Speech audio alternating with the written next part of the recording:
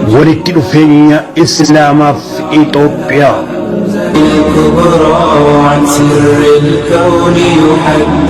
Hariiroon Itoophiyaa fi Islaama gidduutti kan jalqabame amantiin Islaamaa osoo biyya tokkollee hin seenin dursuudhaan biyya keenyaan walitti hidhamee jira. Islaamni kabajamtuun magaalaa Makkaa keessaa ka'uudhaan osoo biyya Madiinaallee hin seenin dura biyya Itoophiyaa seenuu akka danda'e galmeewwan seenaa baay'een ragaa ba'anii jiran. Sababiin kun ta'uu danda'e fi namoonni Makkaan keessatti bilisummaa dhabuudhaan rabbii isaanii gabbaruuf mirga amantii isaanii sarbaman nabiyyiin Muhammad sallallahu alaihi wasallam hordoftoota isaanii akka gara Habashaa Aksumitti godaanan gorsanii erguudhaan ture. Nabiyyi Muhammad sallallahu alaihi wasallam bara 610 eegaa sadarkaa nabiyyummaa muudaman irraa eegalanii ummata Makkaa gara Islaamaatti waamicha gochuu jalqaban. Qurayshiyyoonni Makkaa waamicha gara tokkichummaa rabbiitti godhamu kana gonkumaa dhaga'u waan hin barbaannee fi tarkaanfii miidhaa adda addaa musliimota irratti fudhachuu jalqaban. Gochisuu kanneessaan ummata aman irratti raawwatame miidhaan gosa gosaan gara jabeenyaan jara irratti wal jijjiiree gidiraan hangana hin jedhamne jara irratti hammaachaa adeeme. Akka musliimonni amantii ofii gadi dhiisanii akkuma jaraatti siidaa gabbaran gochuudhaaf qoqqobbiin roorroo fi gidiraan adda addaa jara irratti raawwatame. Godaansa gara Habashaatti godhame.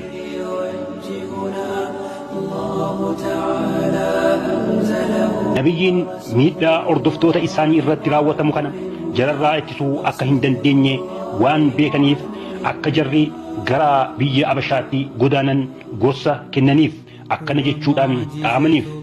Gara Habashaatti baqadhaa, biyyattii sana keessa mootii tokkotu jira, isa biratti eenyullee hin miidhamu, kanaafuu achitti baqadhaa hanga rabbiin haala ittiin jiraattan kana keessaa isin baasee injifannoo gonfannutti. Haala kanaan ajaja nabiyyi isaanii sallallahu alaihi wasallam fudhatanii bara 5ffaa nabiyyummaa Muhammad baatii Rajab bara 615 godaansa yeroo jalqabaatiif gara Habashaatti godaanan. Godaantonni jalqabaa kun namoota 12 turan.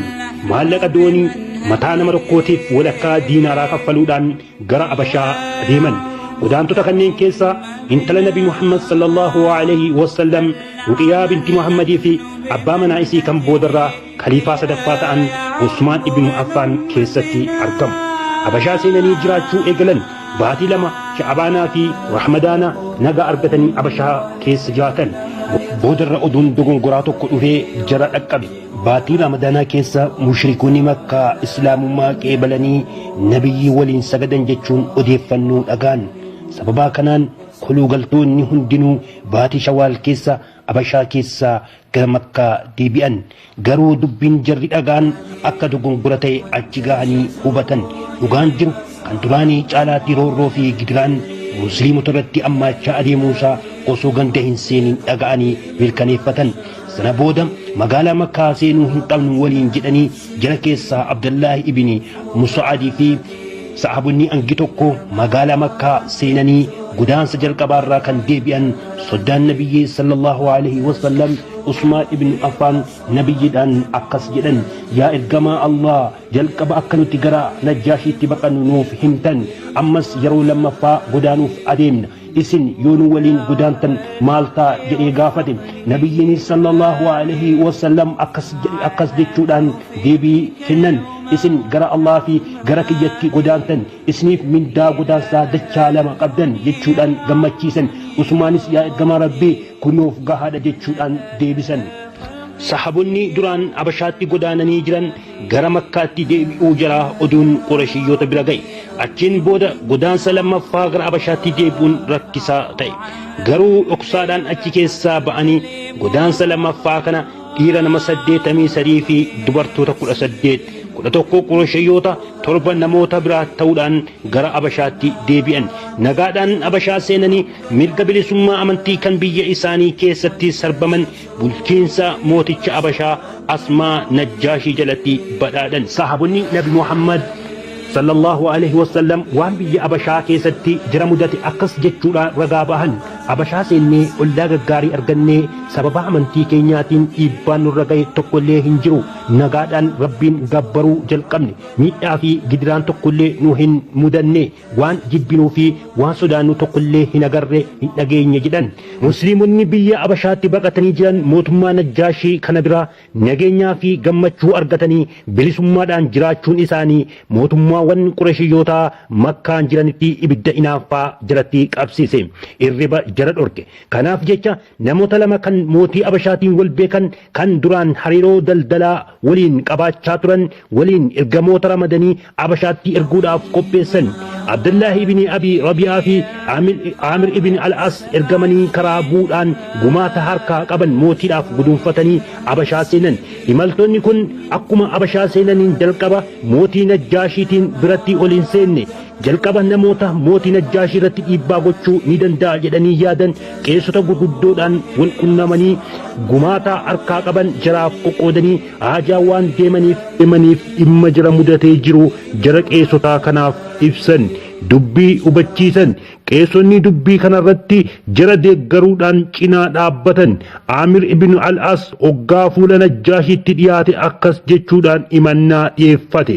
Yaa mootii ummata keenya irraa namni wayii ijoolleen gowwaan dhamaatuun biyya keessan kana seenanii asitti argamu jarri kun ummata isaanii balfanii mormuudhaan dugda itti galanii jiran eega isin bira dhufanii as gara amantii keessaniitis hin seenne amantii addaa kan nutis isinis hin beekne bakka hin beekamne irraa fidanii qabatanii jiran nutis ummata isaanii hoggantoota gurguddoo biyyaa abbootii jaraa abbeerrawwan jaraatii fi firootawwan isaanii waa'ee ilmaan jaraatiif fi isin biratti nu erginaan dhufne kanaafuu akka isin namoota kana gara biyya isaaniitti nuuf deebiftan kabajaadhaan isin gaafanna warri nu ergatan hoggantoota keenya hayyoota duree biyyattii ijoollee as jiran caalaa ummata beekumsa qaban daba ijoolleen kun biyya ofiirratti hojjatte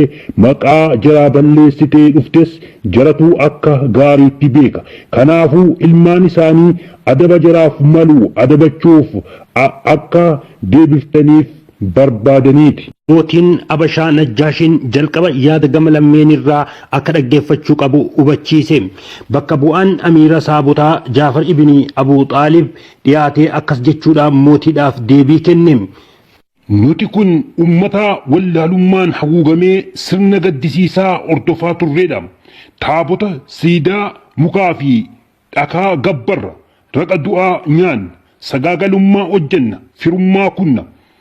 Ollaa keenya irratti gocha hamaa fi waan dabaa raawwanna inni humna qabu isa humna hin qabne qabeenya isaa fudhatee nyaata osoo nuti haala akkasii keessa jirru allaan keenya nama nuti gosa isaa beeknu nama dhugaa amanamaa kan naamusa gaarii qabu ta'uusaa nuti beeknu ergamaa isaa filatee nuuf erge nabiyyicha keenya sallallahu alaihi wasallam gara tokkichummaa allaatti nu waamee akka nuti allaa qofa tokkichoomsinee gabbarru waan nutii fi abbootiin keenya duraan rabbiin alatti gabbaraa turan siidawwan dhakaa fi muka adda addaa akka gabbaruu dhiifnu nu barsiise akka nuti dhugaa dubbannu akka nuti amaanaa jabeessinu firummaa fufnu ollaa keenya tola oollu nu gorse akkasumas waan nama miidhu akka hin hojjanne akka cubburraa fagaannu karaa malee dhiiga namaa dhangalaasurraa akka of eegnu